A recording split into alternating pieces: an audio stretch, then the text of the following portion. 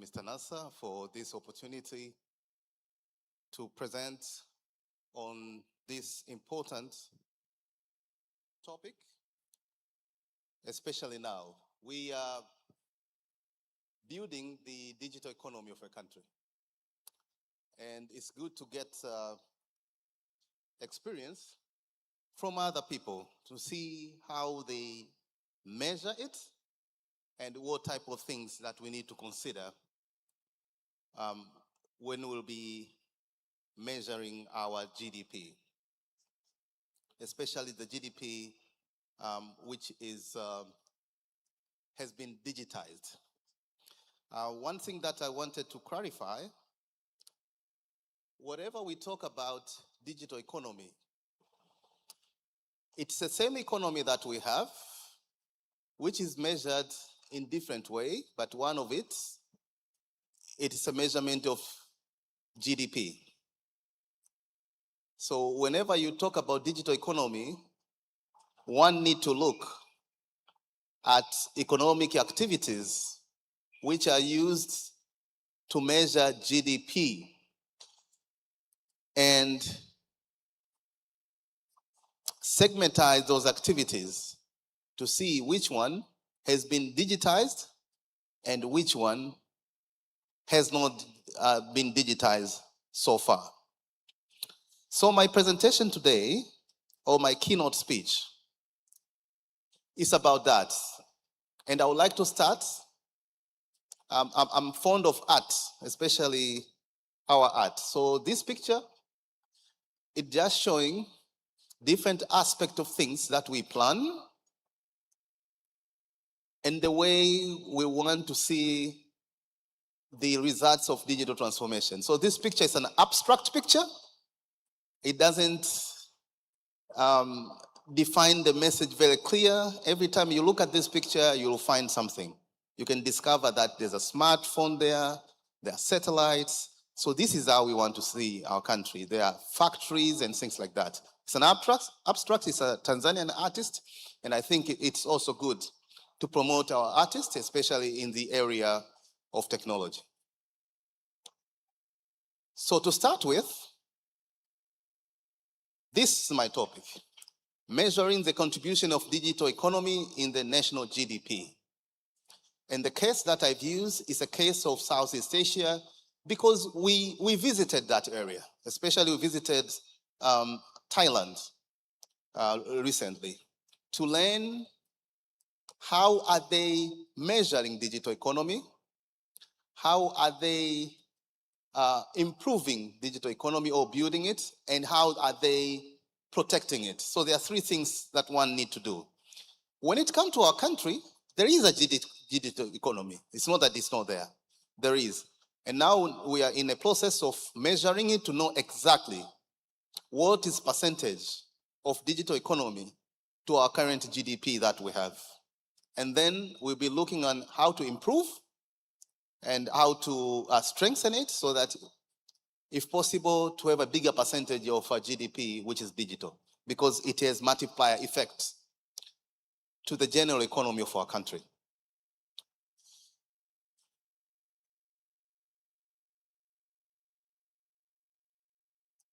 So I'll start with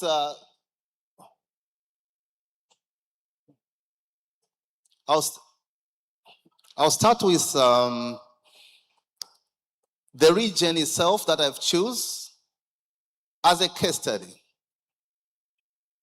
the Southeast Asia region. I see that the video doesn't show there, but this is a region. It is comprising of many countries. We have the Thailand itself, Singapore, Malaysia, Philippines, and those countries. And I'll explain why this is the case for us, right? Based on our history, how these countries were in 1960s, and how these countries are now, what are the prospect, what type of economic activities that we need to strengthen them to ensure that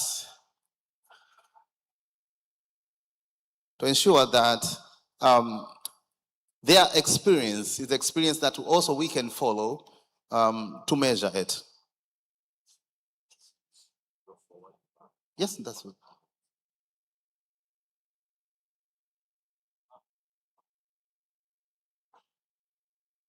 Okay, I think the picture is showing there. So this is a region, that is my case. I've said that we visited it recently. Specifically, we visited Thailand to know three things. To know how they measure their GDP, digital economy, how they strengthen it and build it, and also how they protect. Because those three things has to be done. Comparing to what we saw there, we have digital economy here. It's not that we don't have, but we need to get the actual number or percentage of what part of our GDP is digital so far and which part is not yet digital, and which plan we can put to ensure that we reach our goals. Now, in this case, I do look at 6 countries. And those countries are Indonesia, Malaysia, Philippines, Vietnam, Thailand, and Singapore. If you look at the growth of digital economy or participation of country in the global digital economy, these countries, they play a certain law, right? Like the Vietnamese, also they are coming out very fine, especially in different areas, the hardware things in ICT and things of that sort. One thing that I discovered in Thailand is almost 70% of hard disks in the world, they are manufactured there. Singapore, they are very good in innovation, especially in the financial area and things of that sort. There's Indonesia, Malaysia is very much well known, and the Philippines. Digital economy means economy of the people. Whenever you pursue digital economy, you also need to look at the population of the place. So that's why this region is vibrant, because there are basically 605 million people across all those countries. Digital economy also have one characteristic, is it doesn't have boundaries, right? So if countries are wired together, you can create cumulative economy, which is absolutely very big. There are some other slides. I'll show the population that we have here in East Africa, the population we have in SADC, and you'll see that we are having an opportunity or chance of building a robust digital economy here once we finish the process of building digital infrastructure. To glue all the people together, digital infrastructure is divided in 2 parts. There is a hard part, which is a backbone, mobile network and things of that sort.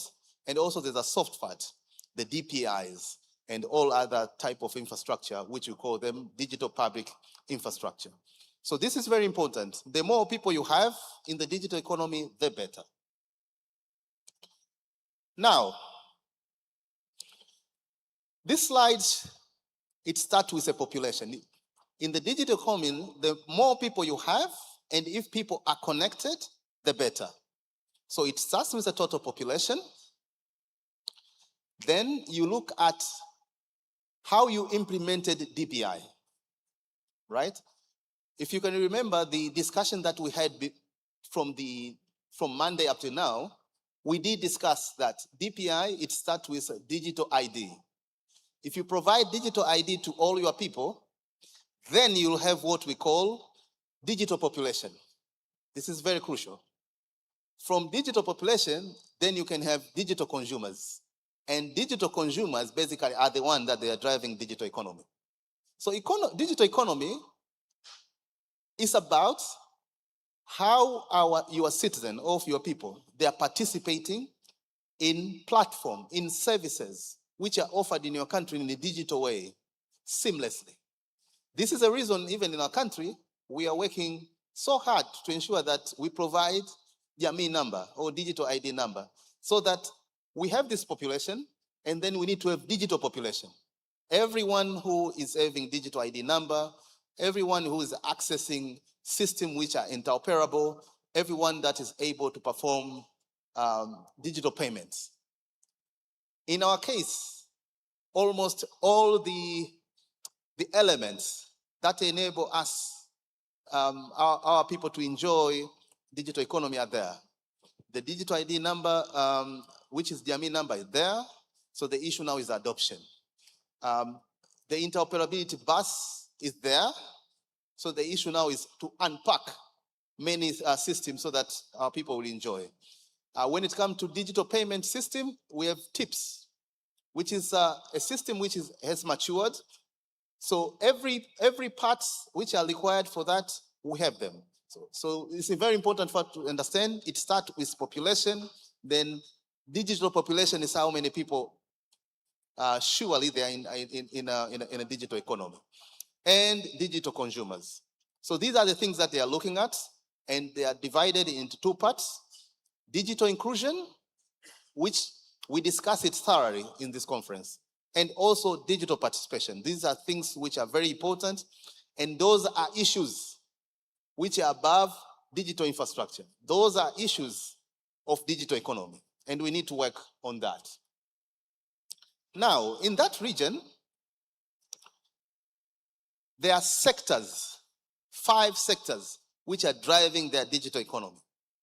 I've started with this slide first to explain that region, and then I'll come to how we are supposed to measure it. There is an issue of e-commerce. So that plan that we have in a digital Tanzania to stimulate digital economy for a country is on point, and these are the things that we are supposed to do. So they have a vibrant e-commerce, they have marketplace, they have direct consumers and groceries. They are using systems to perform those things. There is a transport and food. Also, it's a sector which contributes a lot to the digital economy. There is an online travel, the hotel, vacational rentals, and flight. And if you look at these sectors also, they are available in our normal economy. So we need to digitize everything in that. There's online media also is contributing a lot to their digital economy, which is they have advertising, they have games, they have video on demand and music on demand. No?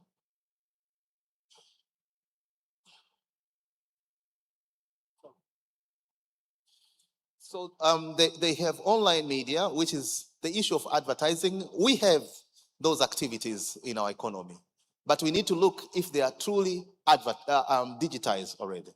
There's an issue of gaming, right? It's an area that grows, especially in the youth. The issue of video in demand, I know it's there, and music on demand. So in their digital economy, these are the sector that they are driving digital economy so much. And there's the financial services, payment issues, and we are leading in that area when it comes to this area. Lending, issues of insurance, and issue of investment. So this region, whenever I look at it, basically it relates to our economy very much.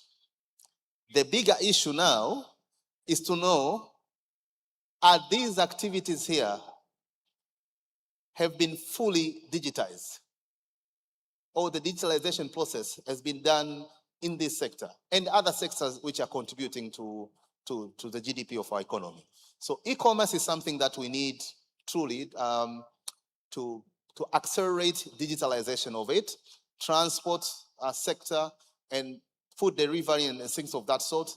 The agriculture, like the way we see all the digital Kilimo roundtable that we had, online travel, and everything that has to do with travels, online media, financial services. So I believe that these things are absolutely important. Then, there are things which are showing what it's termed as upswings, things that they make the economy to grow exponentially high. In that region, they've seen the following. 1, increase in regional FDI inflows. Foreign direct investment has increased because of, for example, in Thailand, we see hyperscalers, there are many.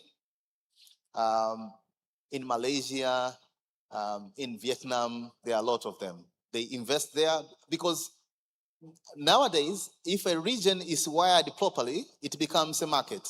And if it's a market, people will be interested to come and build data center.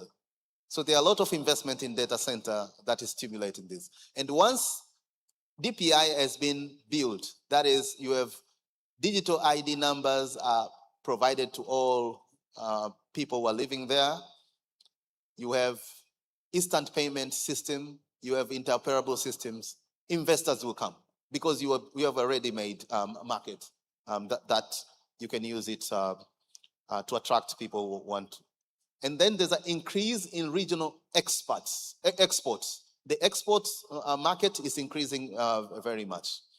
And then there is a 80% recovery in outbound passenger volume. That is, in aviation, people are traveling a lot. So it stimulates travel industry. Travel industry is stimulating hospitality industry. Hospitality industry is stimulating food industry and agriculture, and is stimulating the whole economy. And also 40% increase in travel demand. That is, people are traveling a lot. Then there's a growth forecast. That is how the growth of that area compared to the big nation that we know. For example, if you compare Southeast Asia and India, right? You will see that there is a growth in the GDP of that area. And then if you compare it with China, you will see that as time goes, it's growing, and it's growing in a stable way. Then if you compare it with EU, right? Also the GDP is growing in a very stable but upsurge way. And the United States is the same thing. So it's working? Can I press now?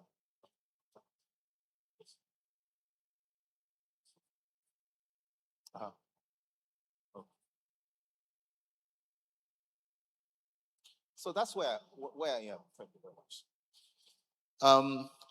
So if you compare to all other regions, it shows that there is a stable growth of that region, comparable to these big nations that we have.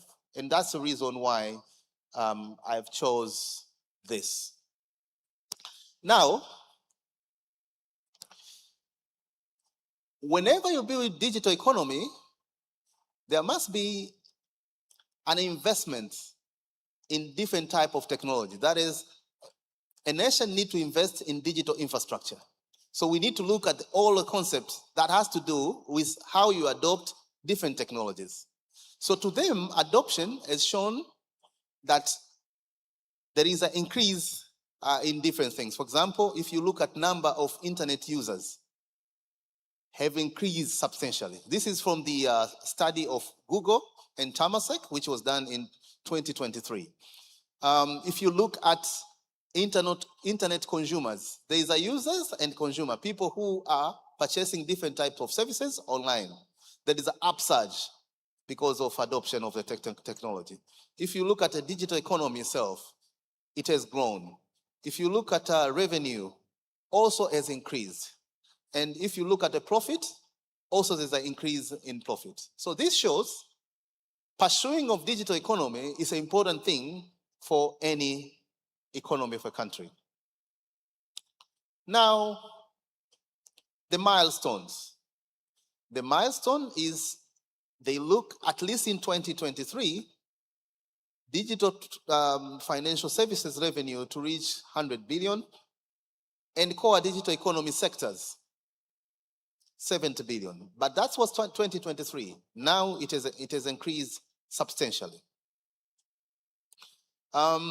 If we look at direct revenue models, that is sellers and consumers and third-party platforms, it does show there is a growth in e-commerce, travel, food delivery, transport, Because food delivery matters, because in that region, people who are living in the urban area compared to rural areas, the urban areas are many.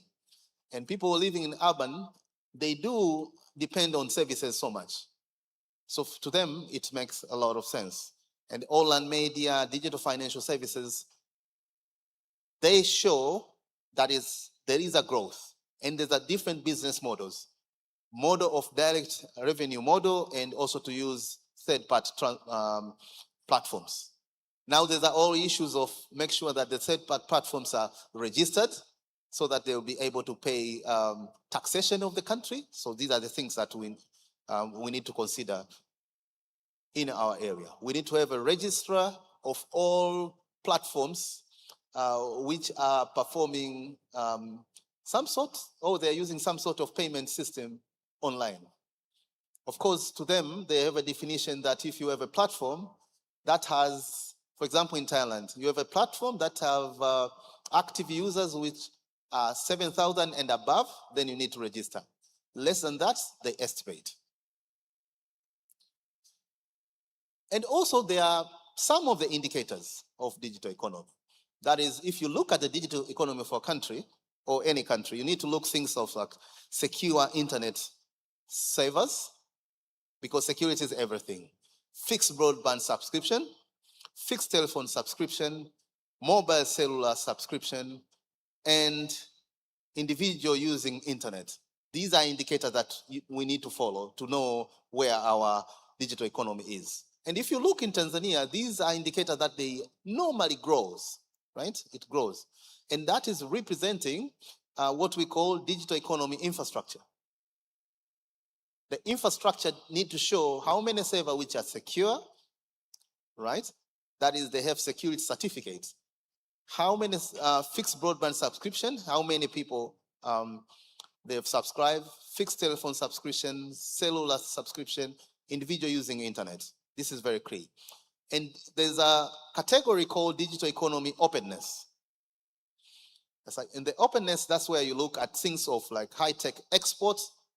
How many things that you're exporting which are high-tech? If you look in our region here, we have manufacturing capability of digital devices that we sell to other countries in this region, like smart meters. They are made here. There are companies which are making digital mobile phone, smartphones. One is in Arusha and one is in Dar es Salaam. So there are things which shows or indicators that we can see in that area. ICT product export, that's another thing. And then there's a category called digital technology, innovation, environment, and the competitiveness, which we look at things like enrollment in higher education. So the DTI that we had a presentation yesterday is a very brilliant move that we have that can contribute to this to this category. Then there's a R&D. How much money do we invest in doing research and development so that we can stimulate innovation? Innovation can stimulate entrepreneurship.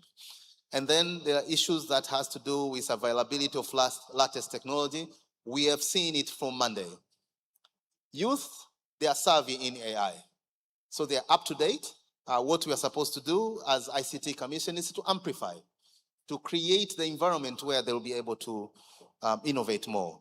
And then the venture capital availability. This is key, and the entrepreneurship. They stimulate entrepreneurship. They enable startup to grow. So these are the indicators normally that they are looking at whenever you want to measure the digital economy. Now there are some questions that we need to ask ourselves. How to measure actual contribution of digital economy in the national GDP? What are the methods used to measure contribution of digital economy in GDP? What is the supply use table for digital economy? So question number one, not difficult to understand, just to know the percentage. Of course, there are methods which are required. Methods, they are of different types.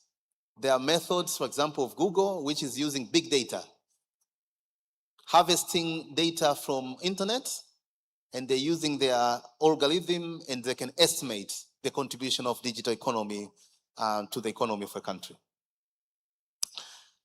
But the third question, which is supply use table for digital economy, I need to explain that a bit. Whenever we calculate GDP, there are two tables which are needed there. I'm talking about normal GDP, not GDP of digital. There is an input-output table and there's a supply-use table. Things that they supply to you and things that you use. In the digital economy, we need to have such a kind of table. And this table can inform us many, many things. It can inform us, for example, how many systems that basically other people are supplying to your country, and how many things that basically we make in the country, right? This is a table that it will help us whenever we convince investors to invest in Tanzania. You can systematically inform them that this service is needed. Or if you get import data, it will be easier to convince investor to open a factory in Tanzania so that the bigger market there. So this is a table that will show us many, many things of importance for us. And I will explain what are those things.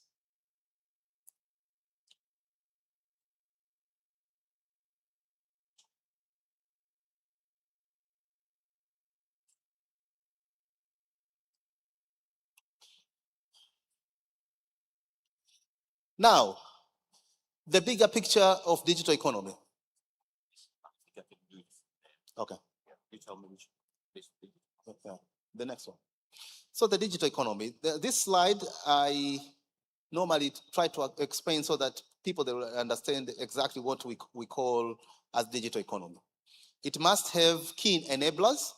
It must have technologies, especially emerging technologies, and there must be trends. And then new business methods. That is, whenever you have a digital economy of your country, you start to see new business that were not existing before. For example, fintech. Fintech was not existing before. We have a lot of startups that they're dealing with fintech in our country. There are things like ride hailing, that is where the Bolt, the Ubers, the Farasi of Tanzania, and many, many other innovation. So we start to see there is a new business model in our country, and truly, digital economy is here. When it comes to enabler, we need to look at digital skills, and from Monday we have seen the youth, they are savvy, but we need to work more. That's why we invest in DTI and things of that sort. Data has to be available in the country for us to be able to build the digital economy. That's why there's an investment in data center. Many other people are investing in it. Digital infrastructure is important, and we invested in that so much. And then digital strategies and regulation, the AI strategy, and other regulation that we have made. So the enabling environment is there. It's not optimal, but it's something that we can continue to improve it. Emerging technologies are there, like the robotics, artificial intelligence, big data, and things of that. They're there, but we need to do more. We need to do more so that we can digitize all activities of economy. Like in agriculture needs big data analytics. It needs IoT sensors. There must be investment in cybersecurity. Robotics, it's used in one way or another. The 5G, so we still see the improvement in connectivity.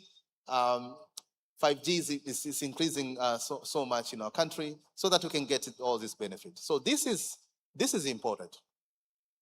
Now, global perspective. In the global perspective, we see that the forecasts of the World Bank show that the global GDP is going to grow for 15%. And there's a lot of jobs which are going to be created. This is very important. And in India, it's the same thing. It shows that the digital economy also is growing so much, and the percentage of contribution in the economy is also so much. I've just picked these countries because they are one of the leaders when it comes to this. This is a picture, like I said before, I like art, I like Tanzania arts, and I like to mix my presentation with our art and these technological things. What I see is when we transform ourselves, we can be cashless or cashlight. We have chosen now to be cashlight. And I normally say, I will start to consider that we have started to, we have reached there, not in the high-end departmental stores, but in our local markets that we were. And this is the reason why I put this down, this picture.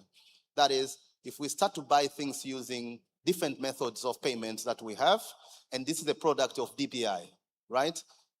When we start to see our people that they have, all of them, they have their B number, people who are selling their B number, we have the payment, instant payment system, which is tips, and all systems, they are talking to each other. Then we are going to achieve what is shown in this picture. Now, the model which is used by many countries, and especially those Southeast Asia countries, is an OECD model. Of course, in the OECD, they do a lot of research, and it did show that when there was a downtime in the economic growth of the normal economy of the world, ICT sector was growing up, especially at the time of pandemic and things like that. So it shows digital economy, it adds resilience to the normal economy. It is very important to build it because in times of crisis, where supply chain is disrupted, you'll find that ICT can be a sector that is providing a lifeline to any economy. So this was shown by OECD. And if you look at the estimates of growth of ICT sector in OECD countries, the average of growth is 7.6. So it's important for us also to pursue that. This is a graph, of course, from OECD research, which was showing the time of COVID, which is 2019 to 2021. When the global economy was into negative, ICT sector growth was in upward trajectories. So it does show we need to make sure that we measure digital economy, we build and strengthen it because it adds in the resilience of a country, and also we protect it. Those are three things which are needed to be there. Now, in those three questions I asked myself, there is a question which was asking, which are the methods? So there's a new customer model, which you can use it to calculate it. And there's a non-traditional way to do it, using big data analytics of that sort. Like Google, they have a lot of information. They can look at the trends, they can use algorithm, and they can estimate the contribution to digital economy of a country. So this one, you're using machine learning techniques. Now, measurement of contribution of digital economy in GDP of Thailand, now I'll zoom to one country. They estimate digital economy. In December, they were saying digital economy in their country is 23.9% of their GDP is digital. And they've put themselves a target of, by year 2030, they want a digital economy to reach 30% of their GDP. So they aspire to digitize as much as possible because they are multiply effect. Now, the issue of the system of national accounts, you have to measure by following the standards in the world. And also, we need to create something that is called digital supply use table. Those activities which has been digitalized, they have to be seen, and the activities which have not been digitalized, also they have to be seen, and we need to create a strategy now. Those that have not been digitalized, how long it will take for us to digitalize them. So this is what we are doing. And the method that they use is what they call digital economy satellite account. That is, you create an account of these activities and you use that to estimate the contribution of digital economy to the national economy. And this is a method that we are following now as a country to ensure that we get a number for that. Now, if you look at the data, it does shows. You remember the presentation of Dr. Brandina when she was explaining about the Vision 2050 and how we are going to reach the aspiration of $1 trillion US economy. She did say that we can't reach $1 trillion economy if we are selling raw materials, right? But we need to add value. When you're calculating contribution of digital economy, we need to look value added of digital economy. What value digital economy is adding?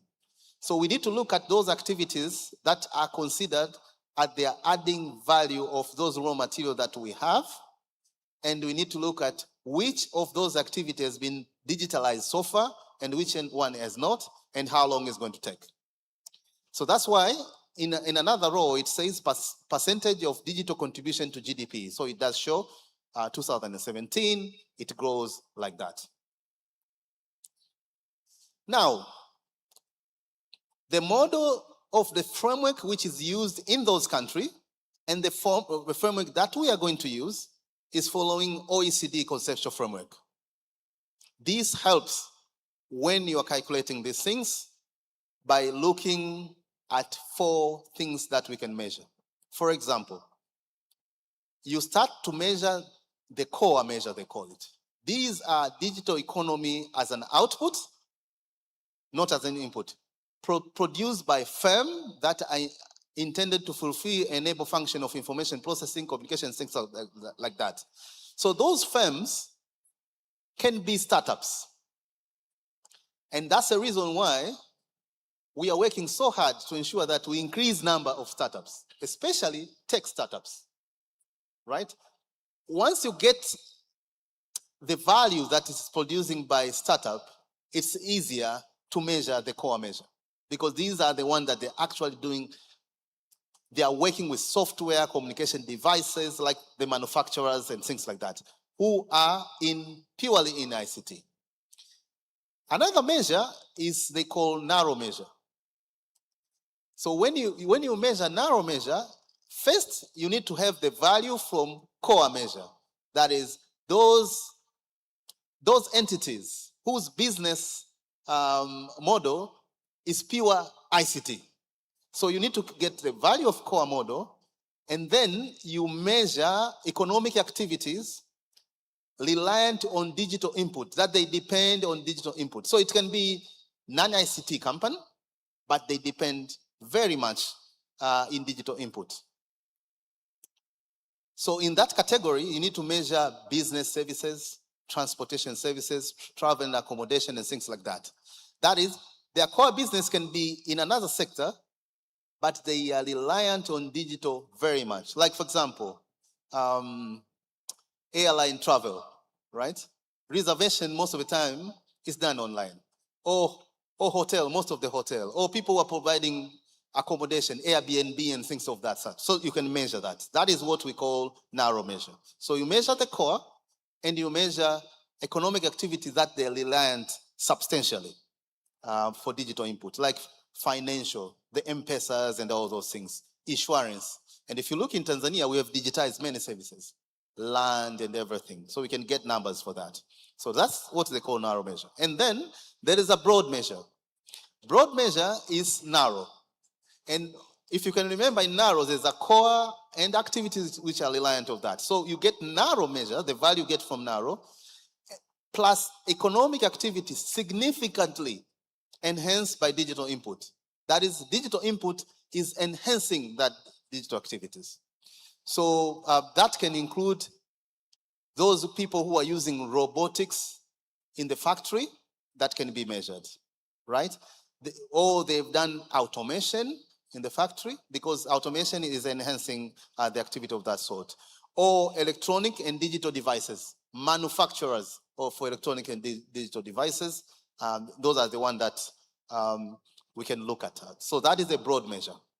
And finally, is what we call digital society, because that's the ultimate goal of the whole process of digital transformation. Digital transformation at its apex supposed to create digital society. So in the digital society, you get broad measure, which include narrow measure, and it includes core measure, plus other activity reliant on or significantly enhanced by digital input. And here, you can look at health services, sharing of information, and things of that sort. So this is what the framework of OECD is, and this is what they are using to measure the contribution of digital economy to their GDP. However, the country that we visited, specifically Thailand, they've reached the level of measuring narrow measure. They've finished core measure. I think they'll come out with narrow measure maybe this month or next month, but they've finished. And then they're getting a capability of looking at abroad, and then later they'll build the capacity to measure the digital society level. So these things are done step by step. The biggest part is to get statistics. Statistics has to be there so that one will be able to measure all these things. Now, the approaches of calculating, they are normally the same approach that is using for GDP. You can use the approach of production to measure all those things that I've mentioned to you, or you can use expenditure, how you spend, right, and capture the data there, or the income approach. And these are standards of statistics. And this is a message that I want to tell professionals of ICT who are here and the one that who are online. ICT now is no more vertical. Now we are cutting across like this. So we need to know a bit of statistics. For those people who are making system in health sector, you'll find yourself, you know some things of health sector. That is, we need to interact with other sectors so that we can be able to do this. And of course, to get economic activities, in the case of Tanzania, we need to work with a standard organization of Tanzania, because those, they have categorized economic activities which you can use to see if we have digitized or not digitized. So in Thailand, they have standard industrialization classification. So in our case, we'll get our classification. Of course, it's a classification that is compliant with the systems which are in the world. So in the expenditure approach, calculation is the final demand within the boundary of digital economy. Like someone, there's one time was asking me that people are using mobile payment solutions to perform transactions. For instance, I can go to Instagram, I choose something that I like, I might pay with any mobile solution that I can use to pay. How can revenue authority know that I've performed that transaction and how much is supposed to be paid?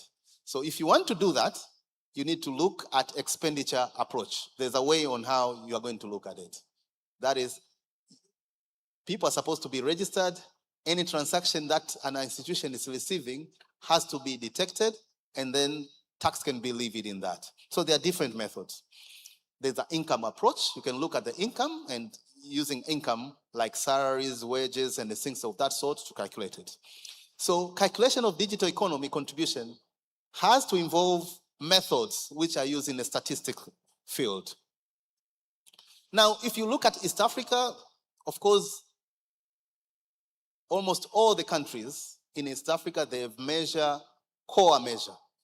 They measure those entities whose business model is ICT.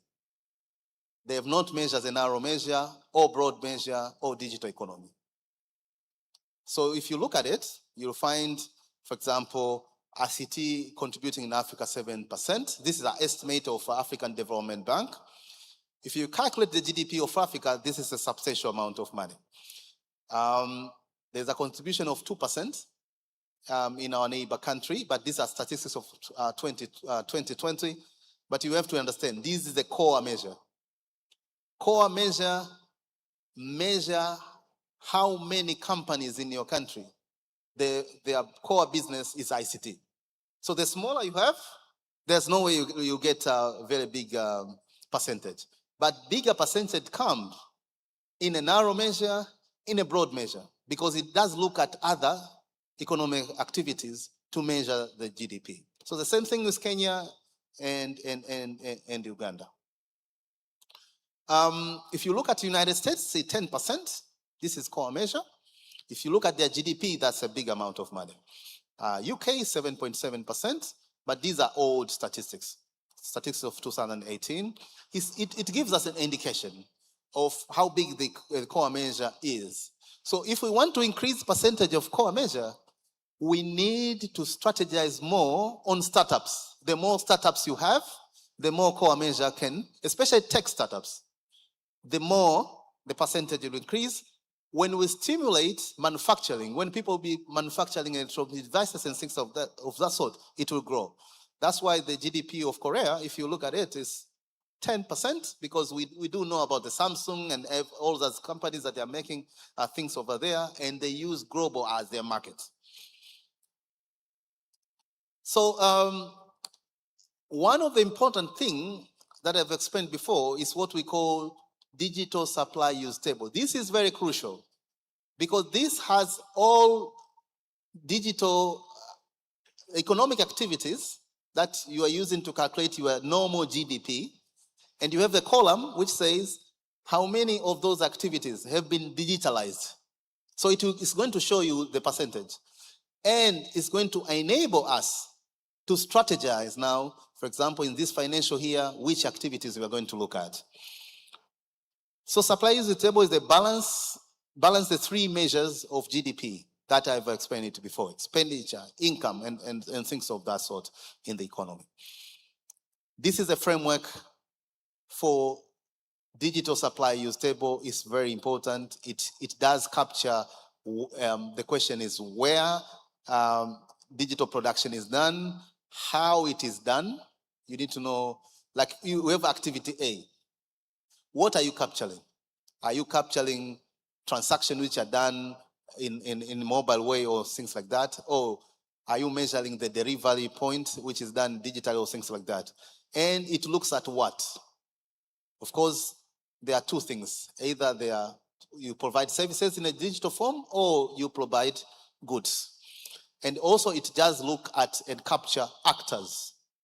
So it looks at where, which is scope, nature, which is digital or not digital, product, which is service or good, and who are the actors. So we need to have a register of all those people who are doing their business using platforms. So corporation, government, household, and things of that sort. It's a very important thing, and this is what we are doing now as a government. Now, the conceptual framework is looking at the following things. Digital-enabled industries which are enabled by digital technology. The digital intermediate platform that charge fees, right? For example, if I sell my merchandise, someone ordered for me through, let's say, social media, but I will use mobile payment system to do transaction. Mobile payment system, they are intermediaries. They enable me to receive the money, but they charge fee. That fee need to be captured because it's an income for them, and they have to pay some taxes because it's an income. Data and advertiser-driven platform, firm-dependent on intermediate platform, e-tailers, digital-only firms, providing financial insurance services, and other sectors. Other producers only operating digitally. So we need to scan the whole economy and look at the all activities and know how we can provide digital supply use tables. If we look at the national accounts, we need to look at things of ICT goods, price digital services that they are provided in digital way, but they are priced, like cloud computing services or intermediary services. They're charged. We need to get about that. Price cloud computing, price digital intermediary services. These are important for our country. Also, the digital supply use table, it looks at ICT digital ordered, things that you order digitally, and non-digital order also to get these things. And then this is a sequence of allocation from standard supply use table, the one that we are using to measure GDP, and digital supply use table. You start with the standard which is there. Statisticians, they understand it very much. You move domestic output and intermediate use of digital firms to digital industry. Then you move to relevant share product to digital product. You differentiate different type of transactions. And then you differentiate digital delivered services. And then you can produce digital supply use table. For us as professionals now, since we are in step number 2 of digital transformation, we need to have digital supply use table that is going to inform us what type of strategies we can use to accelerate digital transformation. Thank you very much.